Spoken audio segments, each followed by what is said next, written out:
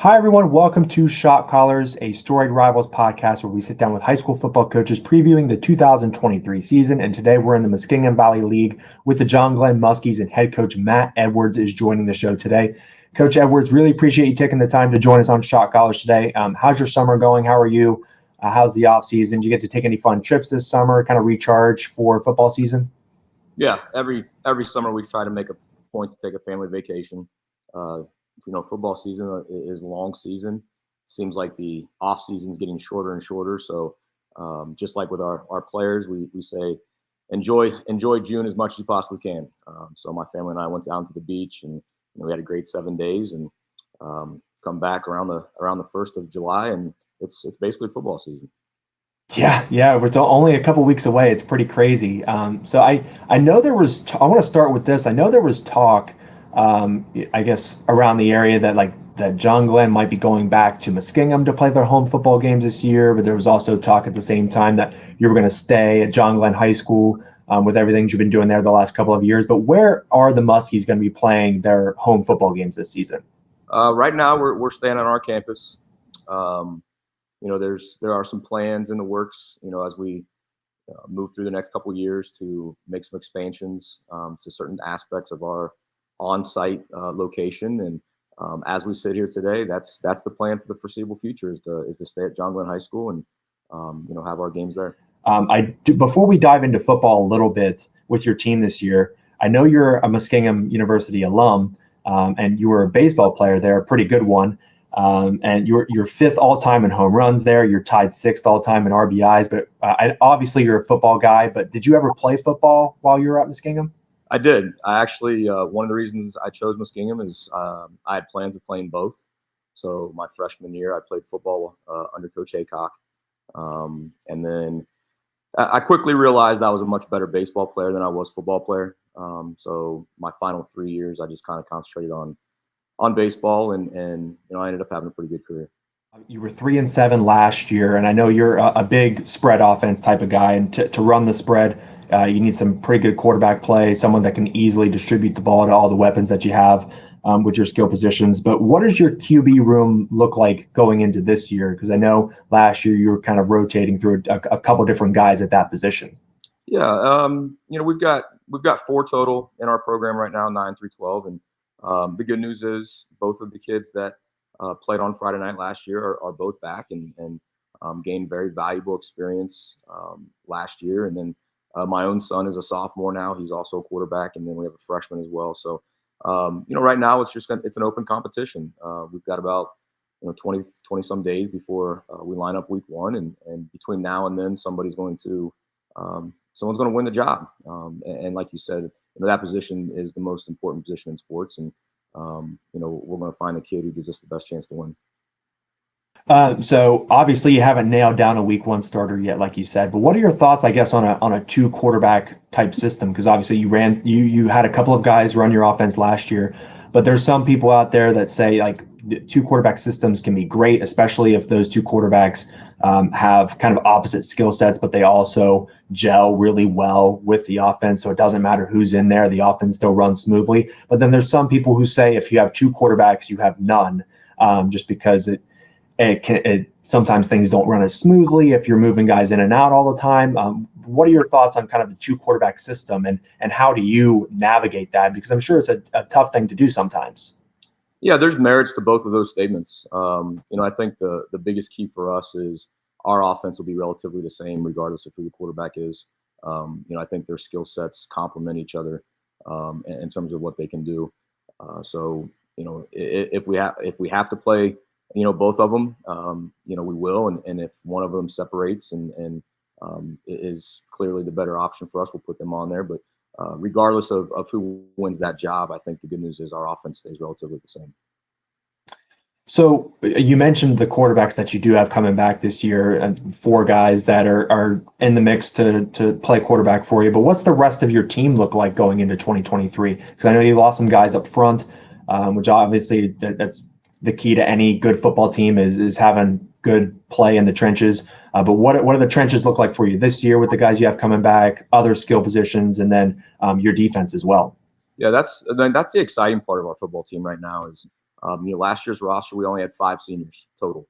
And by the end of the football season, due to a couple of different injuries, we only had 3 guys that were seniors on the field. So we had a tremendous number of underclassmen get some very, very valuable playing time last year. We have great numbers this year in our senior class. We've got 14 seniors, 22 juniors. So, our top 2 classes have great numbers and kids who have played a lot of football. So, we're really excited about their experiences. And we feel like our defense is going to be really, really good. Our front 7 has a lot of seniors, who played for us as juniors last year. And, early on, especially, we'll rely on that defense to carry us a little bit. Who will John Glenn faithful be seeing on the field this year that you think will not only, put up good numbers, but will help you contribute to winning football? Yeah, I mean, on both sides of the ball, you're talking about guys up front, and we'll have a 4-year starter at one of our guard positions. We'll have a 4-year starter at middle linebacker. Our tailback from last year, Lincoln Gilcher, played for us as a freshman. He's now a junior, so he's got 3 years of starting under his belt.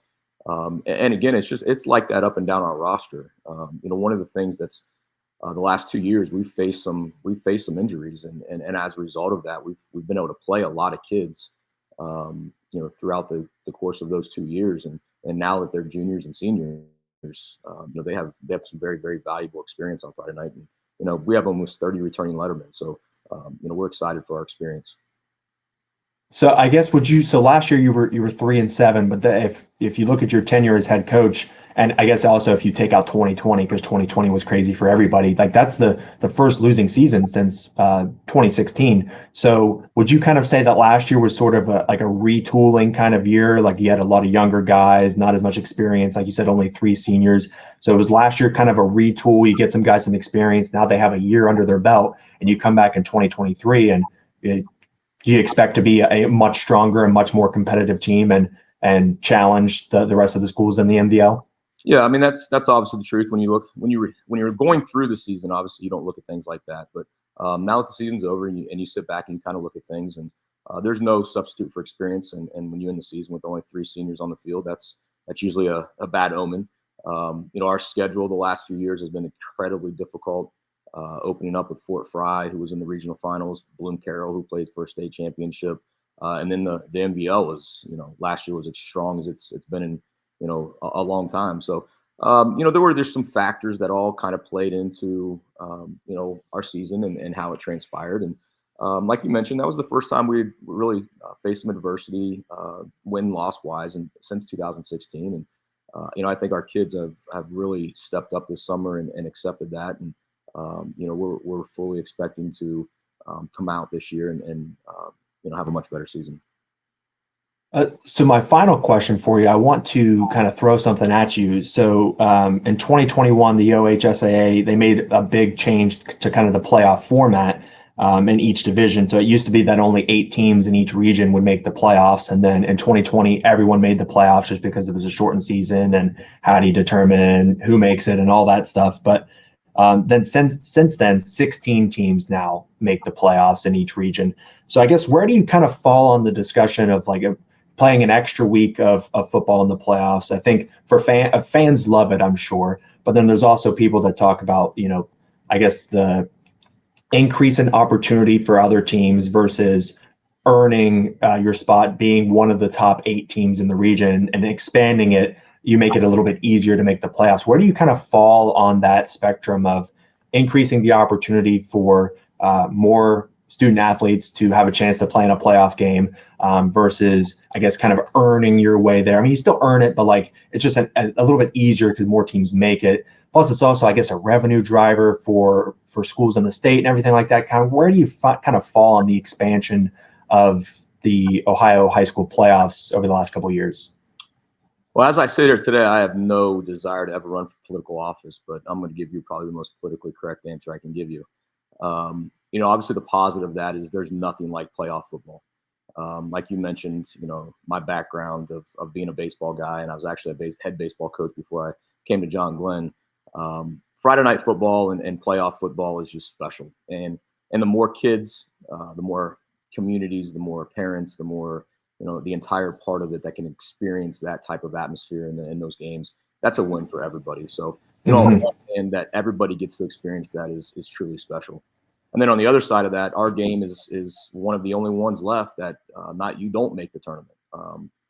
It was special because the regular season truly mattered a little bit in terms of whether or not you got to play that week 11, and it was a very lofty goal for a lot of teams around the state to to be able to be one of those top 8, or even before that. I remember obviously when I was in high school, it was top 4. So it still had that special um, you know moment that you have to qualify for, and like you said, you still have to qualify, but obviously the number of teams have doubled, and it's a lot easier now than it used to be. So I still like the fact that not everybody gets in, because I think it makes football special. I think it might be the only sport in which that's still the case, that you've got to earn your way into the postseason, and that still has that special feeling about it. So there's your politically correct answer. Playoffs are awesome. I'm glad that more kids get to experience it, more communities, and it also has its specialness that you still have to qualify. No, I think that's a perfect answer. I mean, you said politically correct, but I do think that is the answer to the question, though. At least I agree with you with what you're saying. But Coach Edwards, I really appreciate you taking the time to join us on Shot Callers here today and chop it up about some John Glenn football for 10 to 15 minutes. I really appreciate it. And I'm really looking forward to what you guys do this year in 2023, and best of luck in the MVL. I really appreciate you having me. This is a really neat thing you're doing, and Storied Rivals continues to be at the forefront of a lot of this stuff. So, thanks again.